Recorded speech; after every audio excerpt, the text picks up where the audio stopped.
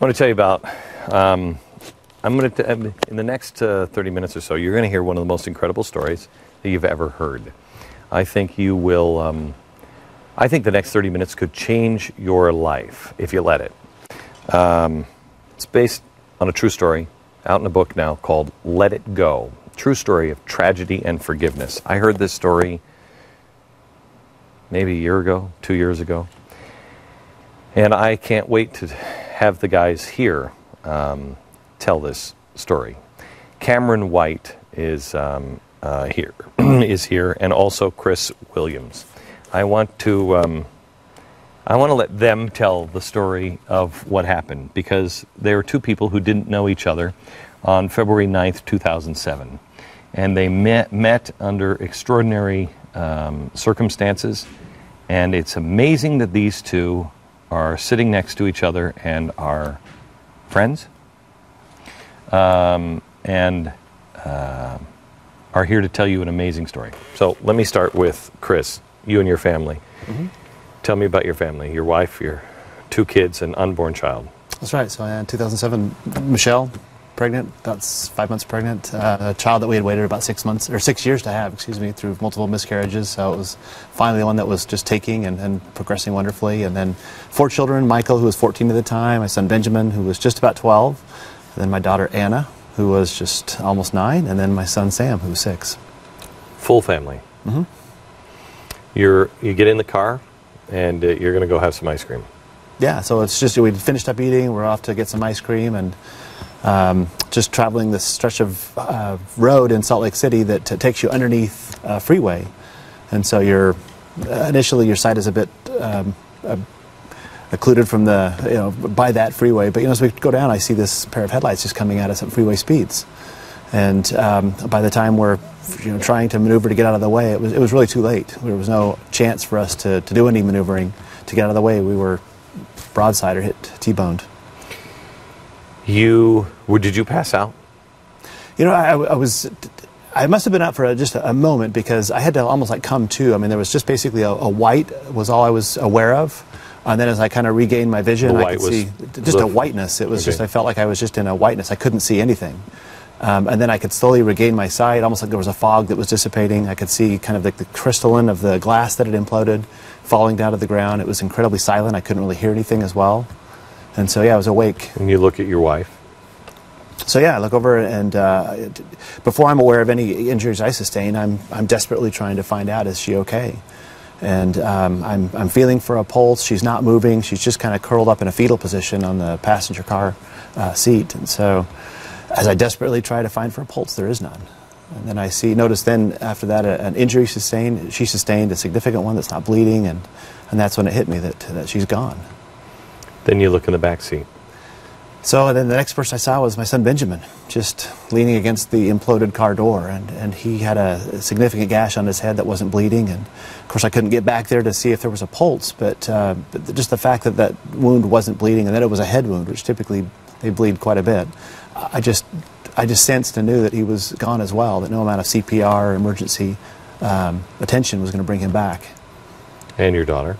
And then finally, I was able to see my daughter. Just she was kind of leaning forward with her hair draped over her face, and I couldn't see any injuries whatsoever. But as I just struggled to see if she was moving, if she was okay, I just sensed that she too was gone. There was just this, I don't know. So within a couple of minutes, you went from having ice cream and laughs with your family to you being alone.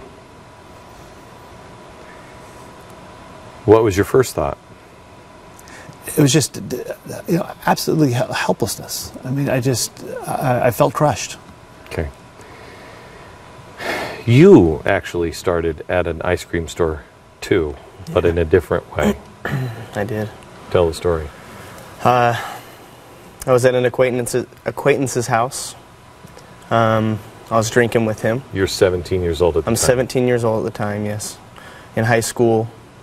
My friends were actually at a Skyline basketball game, Skyline High School, and I didn't want to go, so I asked them to just call me when they were finished. So I'm at this person's house, and I'm drinking with this person. My friends call me, let me know the game's over, and to come and meet them in Baskin-Robbins. So I get in the car, I drive to Baskin-Robbins. I mean, I drank before, I'd driven before, and I felt like it was just something that was normal for me. I could do it, I could hold my liquor, as people say. I get to Baskin-Robbins, none of them are there. So I call them and ask them where they are. They say that they're at a different place. And so I'm like, okay, I'll come over there. Get in my car, and I'm pulling out of Baskin-Robbins, and the next thing I know, I'm looking at my overturned vehicle. I'm walking away from it. I have no idea what happened. Mind you, this happened about 10 or 15 minutes away from Baskin-Robbins.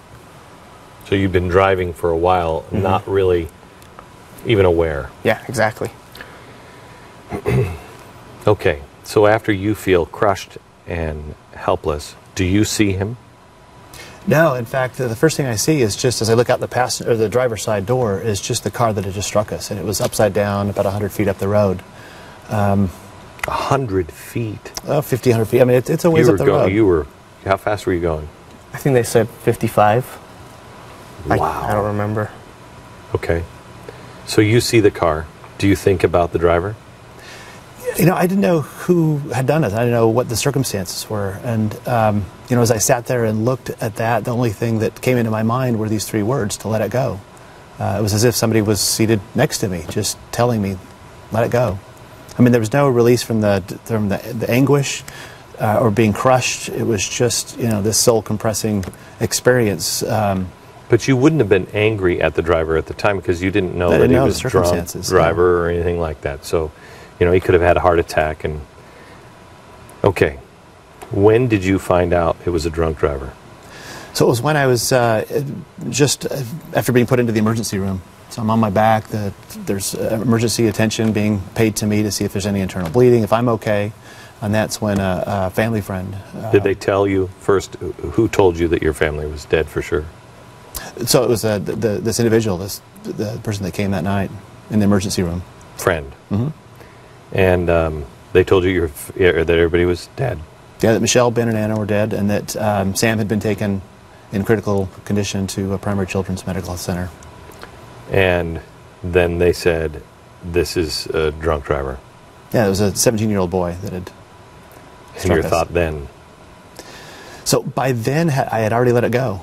And that's kind of the interesting part is I'd already committed that whoever had done this, whatever the circumstances were, I wasn't going to make that a part of my grief. I was just going to basically let that go in its entirety, whoever it was. So I was really kind of prepared for whatever answer they told me. I want to come back to that because that seems so unbelievably unusual. But there's something in your past that makes sense on that. So I want to come back to that here in a second. But let me now I want to just take it in chronological order here. When did you find out that you were responsible for the death of everybody in his family? Actually, I found out that night. I was arrested and taken to the public safety building in Utah in Salt Lake City. Got fingerprinted, and they put me in a room where the detective had come in and kind of given me my Miranda rights and asked me if I wanted to talk about what had happened. And I said, no. He said, do you remember what happened? You still being punkish at this time, or are you humbled? Yeah, I am. You're being punkish? Yeah. Okay. Yeah, and he says, do you want me to tell you what happened? I said, yeah. And so he tells me that I'd caused an accident that would, I mean, 3 people had passed away, and one of them was a pregnant mother. Went on telling me that I would... What did that do to you right then? At that moment, I was too intoxicated to really understand the weight that those words held. When did it hit you? When did you feel the full impact of? It was the next morning. Next morning, I woke up in the detention center, juvenile detention center in Salt Lake City as well, and I went to a counselor. They were checking me in, and they asked me why I was crying, and I said, well, you could just check my records or check my folder file, and they opened it up, and she just started crying. She's like, oh my gosh, and she started freaking out, and then she kind of relayed it to me, and I remembered what the detective had told me, and that's when I realized. Where are your parents at this point? Now? No, then. Oh, at that? Yeah. There at home, there were a lot of people who had found out, and there's just a outpour of... How were they? How were they? Heartbroken. They didn't sleep. I mean, did they know you were drinking and stuff? No, they did not. No. Was that your lowest point? What was your lowest point? I would say that, and when I finally got to see my parents and see, the heartbreak in my mom and my dad's eyes. And what'd they say? I said, we're going to do anything we can for you. Okay. So then you go to trial, and what happens in the trial? Start with you, and then we'll get to sentencing. What happened in the trial? Sure. It was a certification hearing just to see if he would be tried as an adult or a juvenile. So they had to determine that first. And of course, I just wanted what was best for Cameron. But I also didn't want the burden of deciding any kind of a penalty or punishment or path. I didn't want to live with any of that. So when the judge asked me, what would I want to come out of that whole process, I basically said, look, that's why you get paid. Yeah. And the judge sentenced you. What did you get? I was actually, we had a certification where they would decide if I was an adult or be charged in the juvenile system. And they decided the juvenile system, and he sentenced me to the max, which was I would have to stay in a secure facility until age 21, to my 21st birthday. Okay.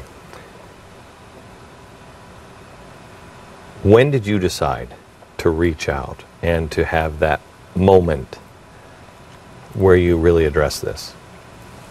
So having let it go initially, I wasn't really inclined to reach out, quite frankly. It was, I was approached by one of the counselors at the Wasatch facility, and she called me and said, look, we're trying to work with Cameron to help him feel some empathy for his decisions that night, in causing the death of a pregnant wife or spouse and 2 children. And they wondered if I would be willing to come out and talk with him to answer some questions that he had prepared. So that was really what kind of instigated the first meeting between the two of us. How difficult was that? It could have been difficult, I think, but I had taken the stance that I really wanted what was best for him. For me, the tragedy would have been if there was another life that was lost for this. And so when I was approached that way, my real initial concern was to not go out there and say anything that would set him back in his progress. Let's tell this part of the story that I think is important. Your childhood. Go ahead. So yeah, I'm 16 years old. I'd just gotten a job as a surgical orderly at one of the biggest hospitals in Salt Lake City. And I'm on to work, going to work one day, and I'm 2 blocks away from the hospital, and 2 children that were racing around their front yard ran in between 2 parked cars and then directly into the path of my car. You weren't drunk? Oh, no. It was just an absolute accident. A random accident. But the 3-year-old and the 5-year-old and the 5-year-old took the direct hit from my car, and didn't even see him come into the roadway, but he passed away 2 days later from that. How did that change your life? Oh, dramatically. For years I struggled to why had that been allowed to happen to me in the first place? What did it all kind of mean? But I think it also helped me to have more empathy for those who experience tragedy. Okay. I want to take a quick break. Should we take a break now, Tiffany? Okay. I want to take a break, and then when I come back, I want to ask about putting yourself in the box and being able to let it go. But I also want to ask you if it doesn't,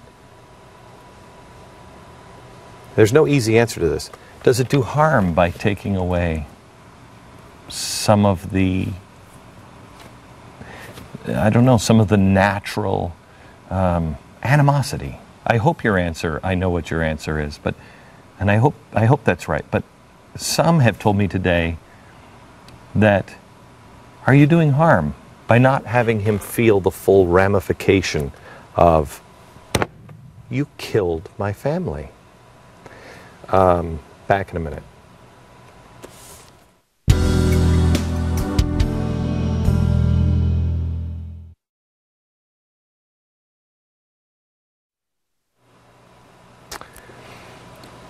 So let's start at how you forgive and how you forgive yourself. How do you forgive? You say put yourself in a box. So I think you actually put anyone that's harming you, or any of the emotions that are not helping you move forward. I mean, that mentally for me, I just kind of put it in a box. I mean, in society we do this with people that offend, right? We have prisons and they go into this box, and then that protects society from those people continuing to perpetrate harm. And I think mentally I had to do the same thing. I had just to make sure that have you closed off? Have you dealt with your grief and you dealt with everything? When you say put it in a box, have you dealt with everything? How do you put it in a box and don't put it in a box? You know what I mean? Yeah, the temptation is to keep opening it up, right? To keep dredging up the past. But it's just this mental exercise. Let me just want to make sure I'm clear, because I admire you so much, but I want to make sure we're clear here, because I'm an alcoholic, and one of the reasons is I had a mother committed suicide. I got to blame it on anything else. I had my own issues. But I put a lot of my own things that I even did myself in a box. I'm like, it doesn't matter. And after a while, that box just starts coming at you. So you're not talking about that. You are dealing with the issues, but once you deal with them, you move on. You move on, yeah. You can say it on this program. It's the atonement. Yes, very much so. All right.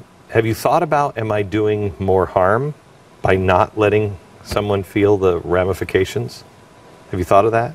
No, I think that was that experiences that I had when I was a 16-year-old. I mean, I lived with that and continue to live with that throughout my life. And so, did the family forgive you? I don't know that they felt that was purposeful or that it was intentional. So that wasn't so much about forgiveness, but they struggled actually after that, and so it was hard for them. But they did write. She wrote an amazing letter just shortly after, just kind of hoping and encouraging me to keep moving forward, not letting that be this defining moment. How long into the accident, or into this process, did that experience play a role? Well, I think it was probably, by that point, it was probably just part of who I was. So it was probably immediate. What was the meeting like with you? When he came, what were you feeling beforehand? I was extremely nervous. I was facing the man that I had done this to, and I think he had a different viewpoint on that, because... Did you know he had a different viewpoint on that? I had no idea. I had never met him before. What did you say? What did you say? Who spoke first? Who said something of substance first? I think you went through your questions. I asked questions.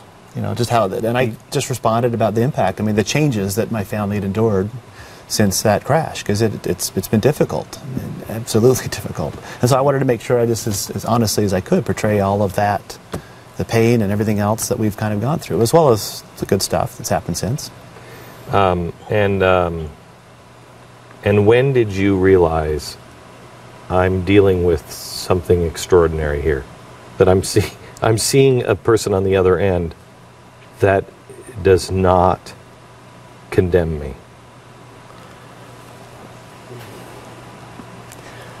To be honest, deep down, I knew that from the beginning. It's kind of weird to explain, but we actually made connections. I know Chris's wife's family. I grew up in the same ward as them. For anybody who doesn't know, these guys are Mormon, and that's their church. Yeah. Ward is a local chapel or church. But my parents actually made the connection. My sister called. My sister was in his ward and called my parents saying, we're doing a fast for Chris Williams. This is what had happened. And then my parents relayed to her, this is Cameron. This is your little brother that did this. Oh my gosh. So what's come of this? Besides a book, what is your hope for the book? What is your hope that comes out of this? So, I mean, the hope in the book ends with a challenge for people to kind of analyze what are the burdens that they carry daily that they should just absolutely let go of.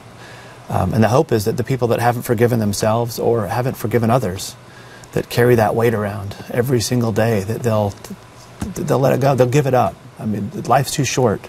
I have to tell you, I think, no offense, I haven't been through what either of you been through, but I think your job may be harder than yours. Forgiving someone else is a lot easier than forgiving yourself. Yeah. You know, blocking yourself to that gift is the hardest part. What have you seen when you, because you're speaking now, you're going around and speaking. Correct. This has changed your life because you believe there's something great coming from him. Mm-hmm. And you're going speaking. I have, yeah. What have either one of you seen because of this that's good? What miracle has come out of this?